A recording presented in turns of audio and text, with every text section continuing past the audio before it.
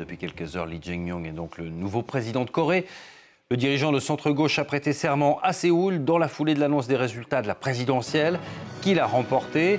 Victoire avec plus de 49% des suffrages, 41% d'adversaires conservateurs.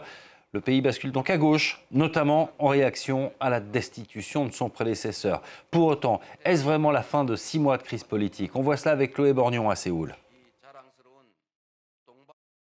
Les Sud-Coréens, ils espèrent effectivement que la crise puisse être comblée, interrompue, que le pays puisse être à nouveau apaisé. Alors, il faut voir déjà qu'effectivement, Lee Jae-myung, en prêtant serment aujourd'hui lors de son inauguration, de son investiture, a bien dit qu'il avait conscience du poids des responsabilités qui pesaient sur ses épaules.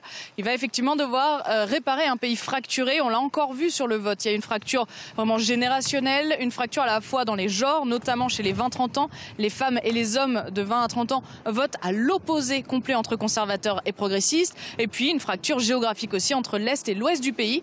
Alors, il reste tout de même, pour le nouveau président, à convaincre près de la moitié des Sud-Coréens, puisqu'il n'y a que 49% des électeurs qui ont voté pour lui. Donc il va devoir convaincre les autres également, dans un pays où effectivement ça fait plus de 6 mois, ça fait 6 mois maintenant depuis la loi martiale du 3 décembre dernier, que les deux camps, à la fois ceux qui étaient du côté de l'ex-président Yoon Suk-yeol qui avait mis en place cette loi martiale, et donc ceux plutôt avec les démocrates, n'ont cessé de se faire face, de s'affronter d'une certaine façon dans des manifestations dans la rue. Et donc aujourd'hui, ça va être une des premières missions du gouvernement de Lee Jae-myung que de réussir à rassembler tout le monde et à faire en sorte que la Corée du Sud redevienne une société apaisée.